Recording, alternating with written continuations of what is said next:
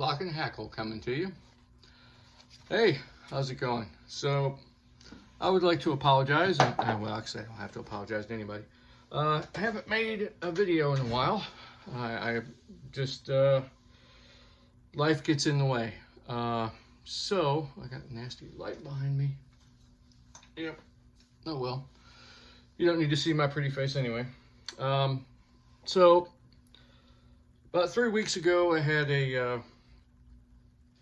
an incident which has occurred throughout my life, and I'm just used to dealing with it, and my family has to suffer through it. So yesterday I went and had an outpatient surgery done on my spine, where they inject some cortisone and a bunch of, it's called an epidural, for better, for worse. Anyway, so I've had a few projects thinking about. I never did make it out to a dove shoot that I was going to go to. The weather this past Sunday was absolutely horrible, and I still had some back issues, so going out and doing that really didn't come to fruition.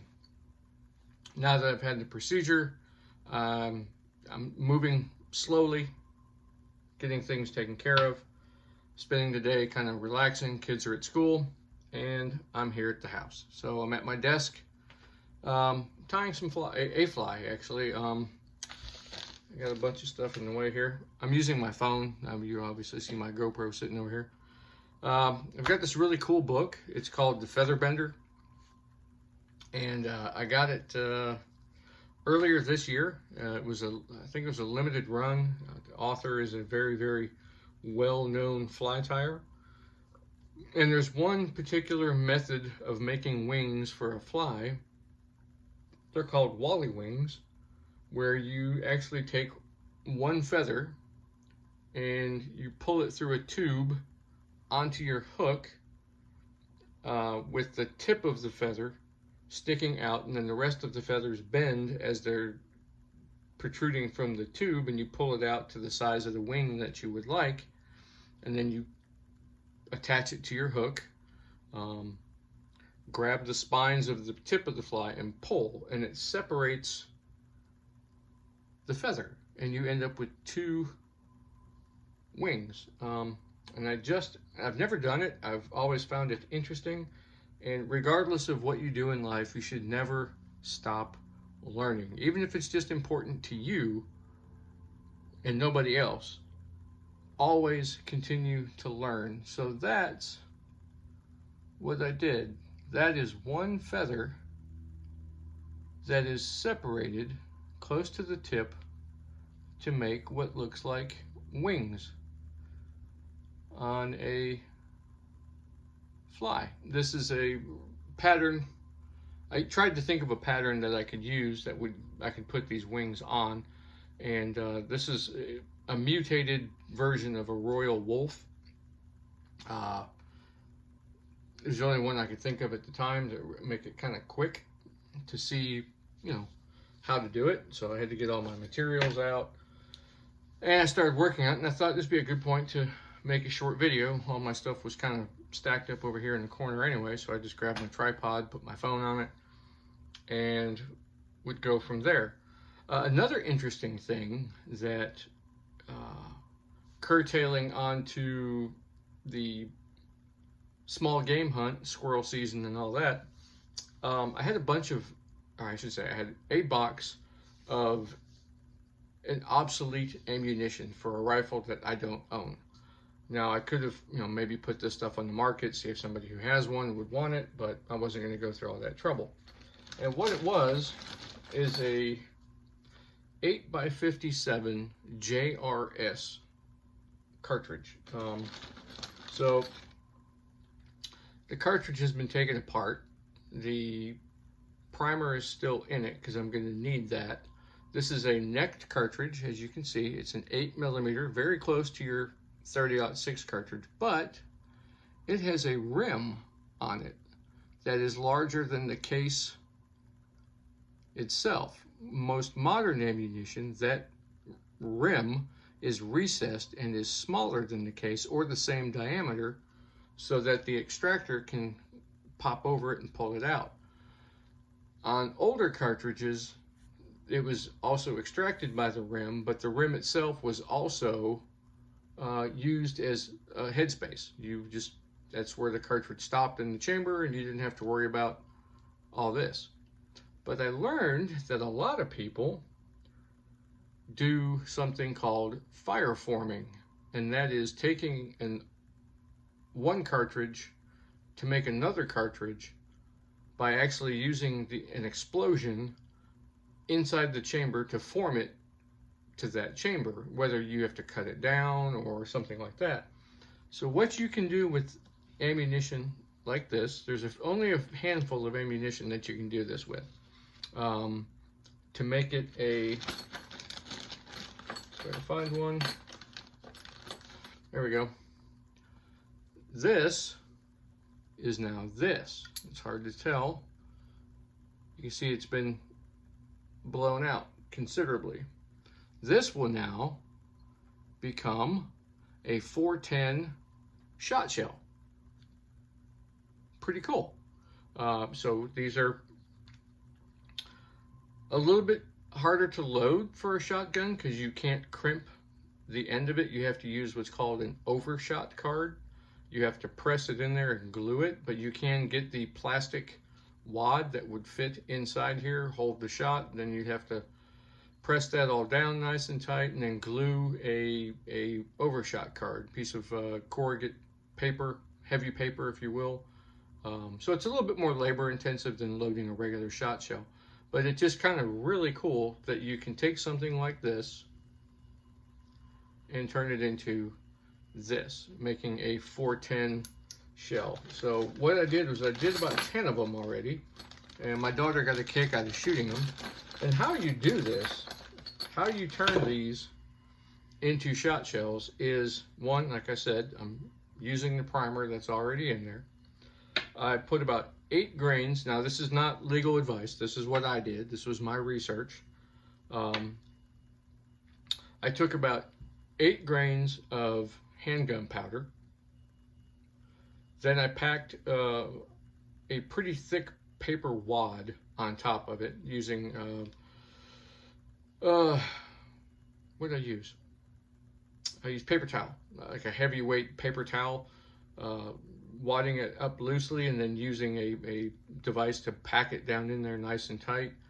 And then I didn't use shot, I used oatmeal, stone ground meal. It's very dense. I packed that in there, and I cut out some what's that stuff you use for cardboard paper, the stuff that you use for school projects and stuff. Yeah, I cut a couple pieces of those about the same size, stacked them on top of each other, and then packed that down on top of the oatmeal until I had about a 1/16 of an inch of the rim exposed. Then it was nice and tight, and then I put just a little bit of super glue in there and then rolled it around so it wouldn't go down into the thing and not make the powder any good. So I made about 10 of them, let them dry. We took them out and discharged them. They were loud, but my daughter got a kick out of it. We were shooting this piece of advertisement cardboard that was in our barn, and it was making little bitty holes, tiny little peppery holes into the cardboard. So she got to shoot, I think 8 of the 10 that I made. That was pretty cool. So that's one project I'm working on. Next one was learning how to tie these crazy wings. I hope to be able to use them on other flies. We'll see.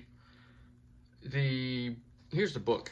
So here's some images of the Wally wing that you can see there. This is Fender Bender Fly Tying Techniques. It's a very, very nice. It's almost a coffee table type book. If you don't know what that means, look it up.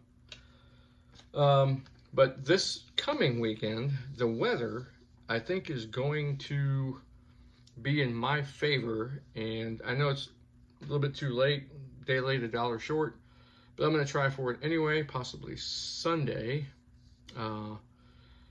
Maybe I'll have some images of going out dove hunting. yeah, um, I'm probably going to be solo, trying to get a few people to go.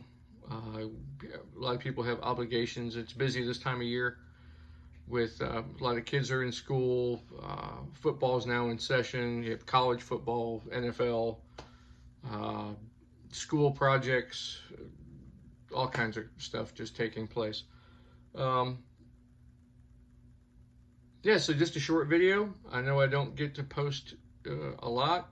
I have a lot going on. So, yeah. One thing I might do a video on, if just for my enjoyment, is a video on some of the more, what I think is missing, more that's missing in sport. And I think a lot of that is missing is kind of some of the pageantry and the gentlemanly aspects of sport. I love watching the British pheasant shoots and the stag hunts and so on and so forth that take place by our brothers and sisters overseas. It's just so kind of beautiful the way that they have these traditions, kind of accents the sport. We don't have that. It's you go over to your big box store and you buy a crap load of camo and you walk out in the woods and you spray yourself down with a bunch of attractants, and you buy decoys and you make a whole bunch of noise, and theirs isn't that way. It's very, and that's them though. But it would be neat if we had some something like that. And I'm sure families have certain traditions, like there's deer camp that some families go to, or there's the annual dove shoot that the family gets together and does that. And I try and do that with a lot of my buddies. I like to get, have a, just because we're out fly fishing doesn't mean we have to go hungry. I like to, prepare a meal, stuff like that. One of the other things that I really like is to partake of my pipe. Yeah, there. Fairly new acquisition. I've been enjoying a pipe for about a year now. So yeah, this is a rather inexpensive Amazon pipe that my wife got me. And yeah, so next time on Lock and Hackle, like I said, this was a short video. Just wanted to say hi, and nothing really to report. Hopefully this coming weekend, it will be the weekend of September 16th and 17th, or 17th and 18th. I really don't know. I have to look at the calendar. And the weather is supposed to be good. I already have my stuff prepared. I've had my back procedure done. Now I just kind of have to, my back right now feels like when you would, if you've ever had a flu shot or an immunization shot in your arm and it gets tender. Yeah, that's, imagine that in your lower back, about the size of a golf ball. It feels really weird. So, I sitting back and leaning against something is quite uncomfortable, because it feels like there's a knot in there. So it should take a few days for that to wear down, and I'll try and be back at it. So this is Lock and Hackle ending the report. Cheers.